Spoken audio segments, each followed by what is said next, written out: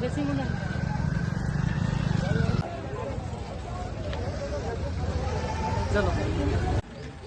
Sir नमस्ते sir जय कांग्रेस ఈరోజు కాంగ్రెస్ పార్టీ తరఫున లోనే నరసింహ గారికి సర్పంచ్ సీటు కేటాయించడం జరిగింది. గౌరవనీయులైన ఎమ్మెల్యే గారు ఎంపీ గారి ప్రోత్సాహంతో ఈరోజు కంగ్రీ సర్పంచ్ గా లోనే నరసింహ నామినేషన్ చేయడం. ఇది కాంగ్రెస్ పార్టీ వాళ్ళు అందరూ కలిసి ఏకగ్రీవంగా తీర్మానం చేసి లోనే నరసింహకు అభ్యర్థిగా ఖరారు చేశారు. మరి ఈ నరసింహకు మరియు అతని ప్యానెల్ 12 మంది వార్డు మెంబర్లకు తప్పకుండా కాంగ్రెస్ కార్యకర్తలు ఎల్లవేళ కష్టపడి రాత్రి అనక ఎండనక వాననక కష్టపడి అతన్ని అందరూ గెలిపించుకోవాలని కాంగ్రెస్ పార్టీ తరఫున అందరికీ కంటి ప్రజలకు అందరికీ కోరుకుంటున్నాను.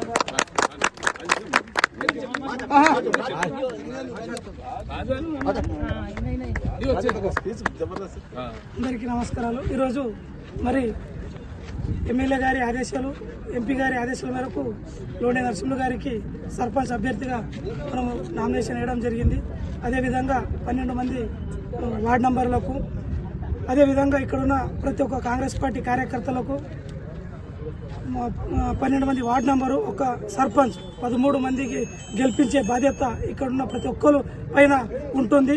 అదేవిధంగా ప్రతి ఒక్కరు మనమే సర్పంచ్, మనమే వార్డు నంబర్ అని ప్రతి ఒక్కరు సైనికులుగా పనిచేసి భారీ మెజార్టీతో మన కంటిలో ఊహించని 500, 400 వచ్చింది.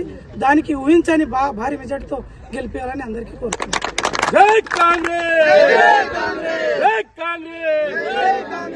నమస్కారం తెలియజేస్తూ ఈరోజు కమిటీ గ్రామానికి సర్పంచ్ ఎన్నికలు జరుగుతూ ఉన్నాయి.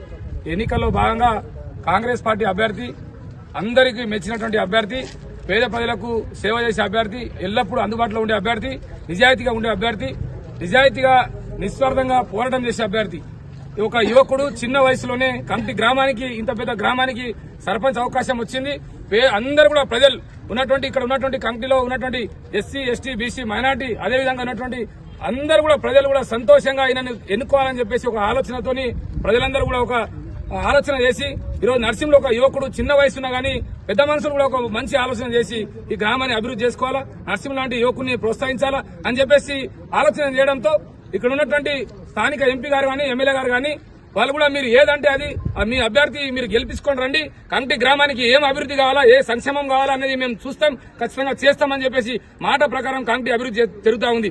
ఈరోజు అనుకోకుండా 2 సంవత్సరాల పాలన జరిగింది కాంగ్రెస్ ప్రభుత్వం. ఈరోజు అనుకోకుండా స్థానిక సంస్థల ఎన్నికలు వచ్చినాయి. ఆ ఎన్నికల్లో పార్టీ అధికారంలో ఉంది కాంగ్రెస్. అధికారం పార్టీ ఉన్నటువంటి పార్టీకి ఓటేస్తే మన గ్రామం అభివృద్ధి జరుగుతుంది. చాలా మంది పేదలు ఉన్నారు కమిటీలో, ఇల్లు రావాలా, చాలా మంది కమిటీ ప్రజలు అనేక రకాలుగా ఇబ్బంది పడతా ఉన్నారు. వాళ్ళకందరికీ తీర్చాలంటే మన అభ్యర్థి 10 సంవత్సరాల నుంచి కాంగ్రెస్ ప్రభుత్వం అధికారం లేదు. అందుకనే అధికారం వచ్చింది, అనేక సంక్షేమం అభివృద్ధి కార్యక్రమాలు జరుగుతూ ఉంది. ఉన్నటువంటి అభ్యర్థికి మీరు చూడండి, ఈయన నిజాయితీ సేవ, అదేవిధంగా గతంలో చేసినటువంటి వారి గురించి చూడండి. ఈయన ఏం చేస్తాడు, ఒక మీరు ఏ పిలిచినా, నరసింహని పిలిచినా వస్తాడు, ఏమరా అన్నా వస్తాడు, ఏమరబై అన్నా వస్తాడు, చేసినా వస్తాడు, ఎక్కడున్నా ఏం చేసినా మీ కంటి గ్రామానికి ఎల్లప్పుడూ అందుబాటులో ఉంటాడు, నిరంతరం మీకోసం ఉంటాడు. కాబట్టి దయచేసి మీరు అందరూ కూడా పార్టీకి అతీతంగా, ఇది పార్టీ ఎన్నికలు కాదు కానీ పార్టీకి అతీతంగా ఆయన గుర్తు ఏదొచ్చినా ఆ గుర్తు మీద ఓటేయాలా.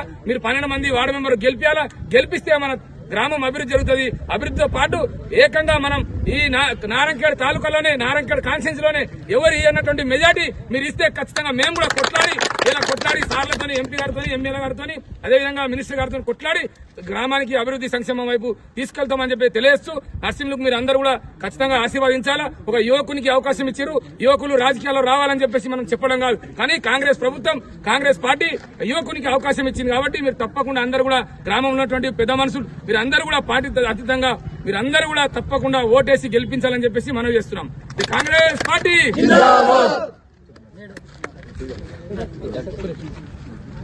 నేడు ముఖ్యంగా మా కాంగ్రెస్ పార్టీ కార్యకర్తలు, కమిటీ గ్రామ ప్రజలందరికీ శిరస్సు వంచి మీ ఆశీస్సులు కావాలని కోరుకుంటున్నాను.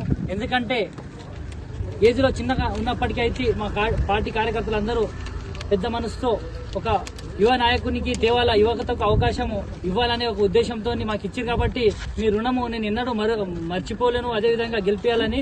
ఎందుకంటే యువ నాయకులు ఇప్పుడు ఉన్నటువంటి కాంగ్రెస్ పార్టీ గవర్నమెంట్ ఉన్నది కాబట్టి నాకు గెలిపించినట్టయితే నేను మా ఊరికి పెద్ద దేవుడు అయినటువంటి సిద్ధేశ్వరి దేవస్థానానికి ఆల్రెడీ రోడ్డు శాంక్షన్ ఉంది, పెద్దగా చేయడానికి మా గౌరవ ఎమ్మెల్యే ఎంపీ సహకారంతో కొండ సురేఖ దాకా కూడా అమ్మ గారి దాకా మంత్రి గారి దాకా కూడా పోయి మనము చేపిస్తామని, అదేవిధంగా మా సిద్ధేశ్వరి దేవస్థానం దగ్గర ఒక ఫంక్షన్ హాల్ పెద్ద ₹1 కోటి తగ్గట్టు ఫంక్షన్ హాల్ కూడా శాంక్షన్ చేపిస్తామనేసి మా ఊరు అభివృద్ధి కోసం విద్య వైద్య మరో పరిశుభ్రత కోసము నేను ఒక 30 పడకల ఆసుపత్రి కూడా గౌరవ ఎమ్మెల్యే ఎంపీ గారి సహకారంతో మేము 30 పడకల ఆసుపత్రి మంచి వైద్యం కూడా అందించేలాగా, అదేవిధంగా మళ్ళా మన కార్పొరేట్ స్థాయిలో విద్యా వ్యవస్థ కూడా అందించే విధంగా నేను ప్రోత్సహించాలని మీ మా కంటి గ్రామంలో నేను మన కుటుంబంలో నా తల్లి ఎట్లనో, నా తండ్రి ఎట్లనో, మా అక్క చెల్లెల ఎట్లనో, మా అన్నతమ్ములు ఎట్లనో నాకు ఉన్నటువంటి కంటి గ్రామ ప్రజలు కూడా నా తల్లిలాగా, మా తండ్రి లాగా, నా అక్కలాగా, నా చెల్లెల్లాగా, నా బంధువులాగా భావిస్తాను. మీ అందరి కొడుకులాగా నేను మీకు కోరుకునేది ఒకటే, నాకు ఓటేసి గెలిపించండి. నీ కొడుకుగా మేము అందరికీ శిరస్సు నుంచి కోరుకుంటున్నాను. Thank you. కాంగ్రెస్ పార్టీ